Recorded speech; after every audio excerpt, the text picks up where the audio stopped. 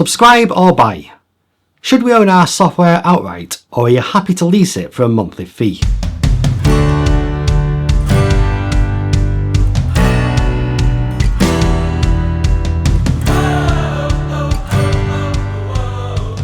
Hi, my name is Rich Dyson from Edinburgh Photography Workshop, and this is Coffee Break Photography. Whenever I record a video or write a blog about an Adobe topic, I can almost guarantee that I'll get comments which have nothing to do with the subject I'm talking about. Invariably, people will tell me that Adobe is being greedy, or that they don't want to pay a license for editing software because it's rubbish. I've heard these same comments since 2012 when Adobe introduced the Creative Cloud subscription model. Rather than reply to each comment individually, I think I'll put my head above the parapet this week and say why I don't believe the Adobe photography plan is a bad deal at all. If you disagree after watching, please feel free to add a comment, but spend time telling me why and not just repeating the same comments that would have gone on in every other Adobe related video. So let's start with the accusation that Adobe is being greedy. And to do that, we need to go back in time. It's 2012 and Adobe has just launched its last purchase option for Adobe Photoshop, CS6. The purchase price for the full version, CS6 Extended, is £794.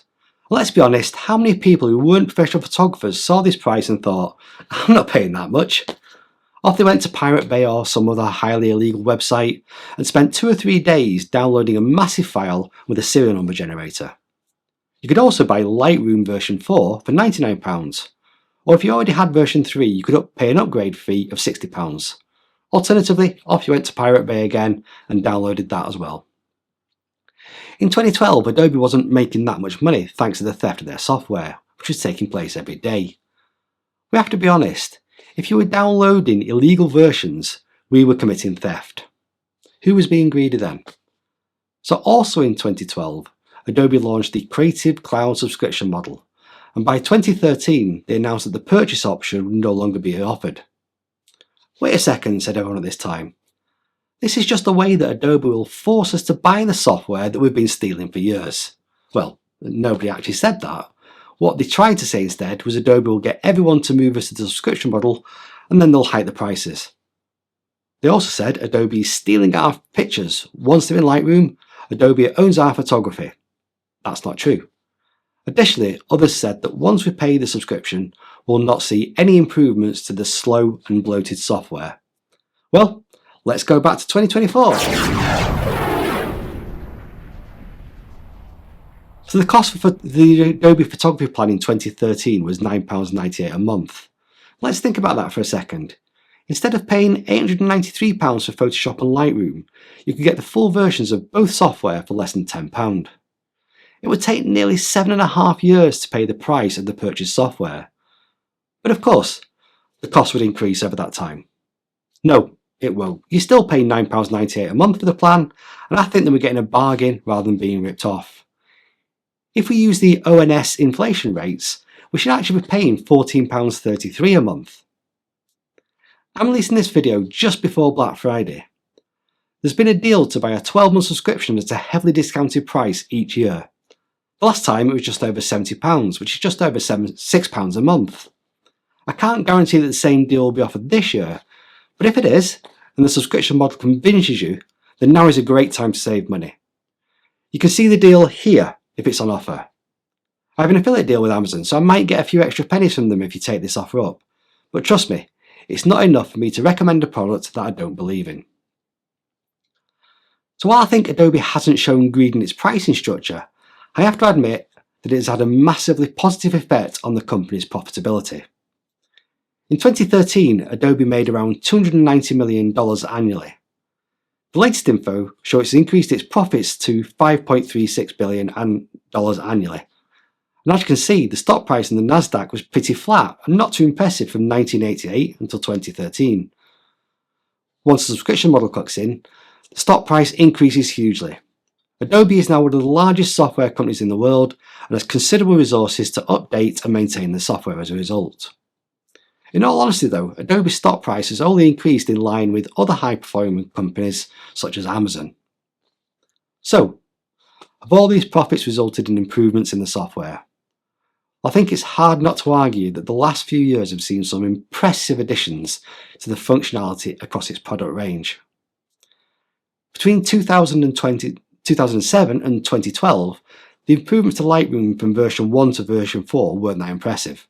It started as an easy-to-use front end for Adobe Camera Raw, and by version 4 we had access to adjustment brushes, basic noise reduction, vignettes, graduated filters, and the various models that are at the top of the screen. Since then, each release has seen improvements in both functionality and performance. If you haven't used Lightroom for a few years, try the 28-day free trial and you might be surprised. I probably do around 95% of my editing in Lightroom, and only now and again do I need to dip into Photoshop to do specific tasks such as adding text or using the frankly amazing new Remove tool.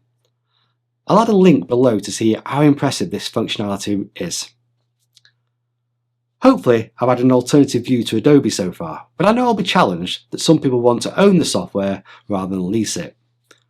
Well, first of all, you have never owned the software. You've always been purchasing a license to use the software, in most cases for perpetuity.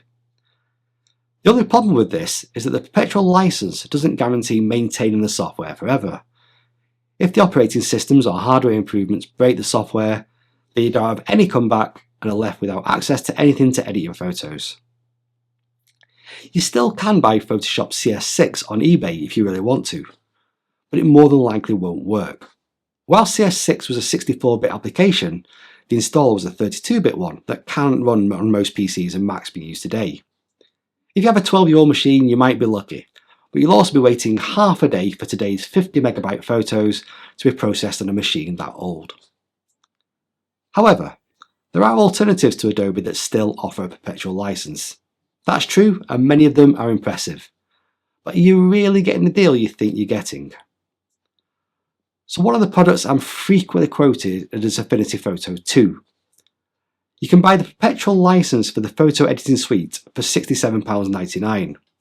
Or if you throw in Affinity Designer and Affinity Publisher, you can get all three for just £160. There's nothing more to pay, and you kind of own the software. It's pretty good. I published my ebook, Photography Basics Getting Started with Your DSLR using Affinity Publisher. However, a couple of things. First, Affinity Photo is just a Photoshop replacement. It doesn't have any of the catalogue tools that I find extremely useful in organising my photographs, which Lightroom has. Secondly, and this is very important to me as a Canon photographer, Affinity is very slow in adding lens profiles to its products. Compare and contrast the lenses in Lightroom for the RF system with those in Affinity. It's night and a day. Adobe is on the ball with the latest lenses, where Affinity is sadly lacking. Okay, so you aren't going to buy the latest lenses, so this isn't going to be a problem. Fair enough, but look at the version number of Affinity, version 2. It's been a product since 2015 and there are only 2 versions. The major release in 2022 added a little more functionality such as live warping, non-destructive editing and JPEG XL support. But to get this new functionality you had to buy a new perpetual license. It wasn't much to upgrade, £89 for all 3 products, but it upset users by just how little was delivered in a major update. Affinity has now been bought by Canva, who promised to retain the perpetual license model, which will please some people. Well, it will until they introduce annual paid updates, as we see with the next editing software I'm going to touch on. I like DxO software. I love DxO Raw 4, which I use every time I have to shoot with high ISOs. For black and white conversions, you cannot beat Silver Efex Pro. I was impressed with the latest release of Photolab 8, the Photoshop equivalent program. Again, it won't do the organisational stuff that Lightroom does, but let's look at the pricing for Photolab 8. A new perpetual license is £209, and if you had the previous version license, you could upgrade for just £99. Photolab version 1 was introduced in October 27, version 2 came out in October 2018, version 3 October 2019, and so on. Can you see the trend here? Every year there's a major upgrade and you have to pay a new perpetual license upgrade fee. That fee isn't a kick in the teeth away from what you're paying for an annual license from Adobe for the photography plan. So, is the perpetual license going to cost any cheaper than the recurring license? Not really. If you take advantage of the Black Friday deal, that greedy Adobe company is actually going to charge you less than a good competitor.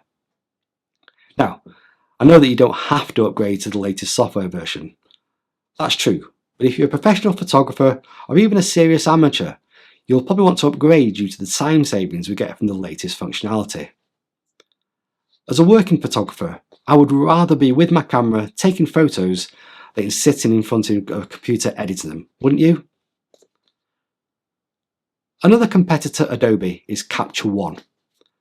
They introduced a dual pricing model in February 2023. You can have the subscription version at £14.99 a month or buy the perpetual license for £299 instead. But be aware that perpetual license only gives you the current version and major bug fixes. You'll never receive any functionality updates, they only come with the subscription model. If you want those updates, you've got to pay an additional perpetual license fee of a couple of £100. Maybe it's not the bargain you thought it was. Now, I know that someone is going to be watching this video on a self-built Linux machine, using an emulator which is running an open source browser, who will tell me, yes, but you can get Darktable and GIMP for free. And I'll say, yes, of course you can. So let's have a quick scroll through the Darktable open issues.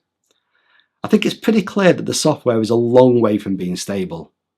These aren't minor issues. These are operating system lockups, significant crashes, and features not working as expected. Again, if you rely on this for a job or you're serious about editing, then this isn't what you'll want. The reality is, if you're using a subscription or a perpetual license model, you'll end up paying about the same if you want to retain access to the latest developments. If you're happy that the 5-year-old version is still doing what you need, stay in your old software until it finally stops working when you upgrade your operating system or hardware. Nobody is forcing you to upgrade, but just be aware that you might save some of your time for a few pounds each month. I'll leave you with this fun way to think about photography software with a monthly subscription.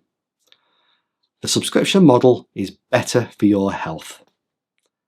How? I live in Edinburgh and a glass of wine isn't far off £10 in one of our excellent city centre bars. A pint of beer is around £6.50. So if you have one glass of wine or 1.5 glasses of beer less every month, you've paid for your subscription and you're helping your liver at the same time.